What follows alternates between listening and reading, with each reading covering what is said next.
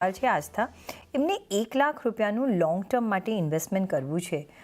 અત્યારે કોઈ કાઉન્ટર્સ તમારા નજરમાં? કેમ કે અહીંયા ટાઈમ પીરિયડ લોંગ ટર્મ છે તો 2-3 કાઉન્ટર સ્ટ્રોંગ લાગે છે. સૌથી પહેલા તો L&T ઓલ ટાઈમ ફેવરેટ છે, સો આ એક કાઉન્ટરમાં નજર બનાવી શકે છે. બીજી તરફ આપણે વાત કરીએ તો બેન્કિંગ સેક્ટરમાં મને અત્યારે ICICI બેંક ઠીક લાગે છે, તો ત્યાં એક આપણે નજર બનાવી શકીએ છીએ. અને ત્રીજી તરફ વાત કરીએ તો ફાર્મા સેક્ટર બી મને ઠીક લાગે છે. એનામાં મેનકાઇન્ડ ફાર્મા થોડું સ્ટ્રોંગ કેન્ડિડેટ લાગે છે, તો ત્યાં પણ નજર બનાવી શકે છે. સો મારા હિસાબેથી આ 2-3 counter from the different sectors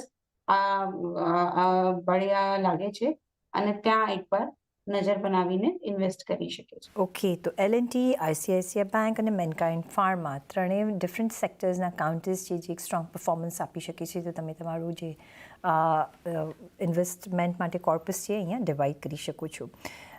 Jatin, ખાસ તમારા માટે બી સવાલ આવે છે ભૂમિશાનો કે સપ્ટેમ્બર ફ્યુચર માટે કોઈ બીજા કાઉન્ટર્સ તમારી નજરમાં? એમને 1-2 કાઉન્ટરમાં તો આપણને પૂછ્યું છે, પણ બીજા કોઈ કાઉન્ટર્સ નજરમાં? હા, જો ઓવરઓલ મને લાગે છે કે ક્યાંય ને ક્યાંય થોડું મોમેન્ટમ જે છે એ શિફ્ટ થતું મને દેખાઈ રહ્યું છે. કારણ કે બહુ સ્ટોક સ્પેસિફિક રહેવું પડશે. અગર જો હું જેમ મેં કીધું છે કે અમુક કાઉન્ટર જે છે હિન્દુસ્તાન યુનિલિવર છે FMCG પેકમાંથી, અને સાથે સાથે આઈટીમાંથી મને બિરલા સોફ્ટ, આ 2 કાઉન્ટર્સ કન્સિડર કરી શકાય. પણ ઓવરઓલ બહુ એગ્રેસિવલી હું લોંગ કરવાની બી સલાહ નહીં આપીશ, કારણ કે માર્કેટમાં જે માર્કેટ બ્રેથ નું ઇન્ડિકેશન એ છે કે ક્યાંય ને ક્યાંય થોડુંક પ્રોફિટ બુકિંગ પણ આવી શકે. એટલે લિમિટેડ કાઉન્ટર્સમાં અમે લોંગ સાઇડની તરફની સલાહ આપી રહ્યા છે at this point of time. જે આપણે 2 રેકમેન્ડેશન આપેલા છે એ કન્સિડર કરી શકે. ઓકે, હા, તો અહીંયા જે તમે અહીંયા નજર કરી શકો છો બિરલા સોફ્ટ, ઓફકોર્સ તમે એન્ટ્રી કરી શકો છો 600 રૂપિયાના સ્ટોપલોસ સાથે 850ના ટાર્ગેટ માટે.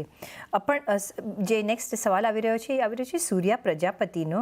આસ્થા, સિમેન્ટ સેક્ટરમાં જો એન્ટ્રી લેવી હોય તો કયા કાઉન્ટરમાં તમે એન્ટ્રી લેવાની સલાહ આપશો? અને એ પૂછી રહ્યા છે કે શું ઓરિયન્ટ સિમેન્ટ અને ઇન્ડિયા સિમેન્ટ તમને એમાંથી ગમે કે બીજા કોઈ કાઉન્ટર તમે ચૂઝ કરશો?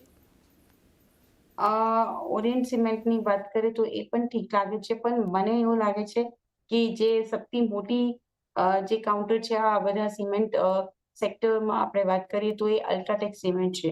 તો હું ત્યાં વધારે પોઝિટિવ છું, કેમ કે જે પ્રકારનો કેપેસિટી એક્સપેન્શન પણ થઈ રહ્યું છે અને રિઝલ્ટ આવ્યા છે એ ઓકે લાગે છે, થોડું સેફ લાગે છે. તો અલ્ટ્રાટેક સિમેન્ટ ગમે છે સિમેન્ટ સેક્ટરમાં, તો ત્યાં નજર બનાવી શકે છે. પણ અત્યારે બાઇંગ કરવાની સલાહ નથી. Around the level of 11,000 buying કરો, 11,800 થી 900ના ટાર્ગેટ્સ માટે. ઓકે, તો 11,000 પ્લસ અત્યારના 11,1216ના લેવલ ચાલી રહ્યા છે. 11,000ના લેવલથી તમે અહીંયા એન્ટ્રી કરી શકો છો. 11,800થી 11,900ના ટાર્ગેટ માટે અલ્ટ્રાટેક સિમેન્ટ અમારો પ્રિફર્ડ પિક આસ્થાનો બની રહ્યો છે, તો ત્યાં તમે નજર રાખી શકો છો.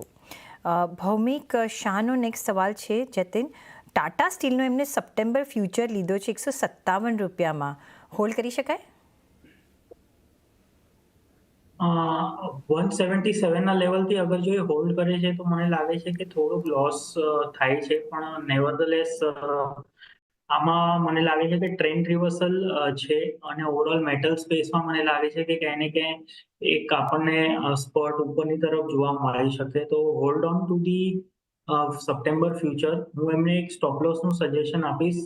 146 રૂપીસનો એક સ્ટ્રીક સ્ટોપ લોસ રાખે. 146ના નીચે જાય છે તો લોસ બુક કરીને એક્ઝિટની પણ સલાહ આપીશ. એમને 157 રૂપિયામાં લીધો છે જતીન?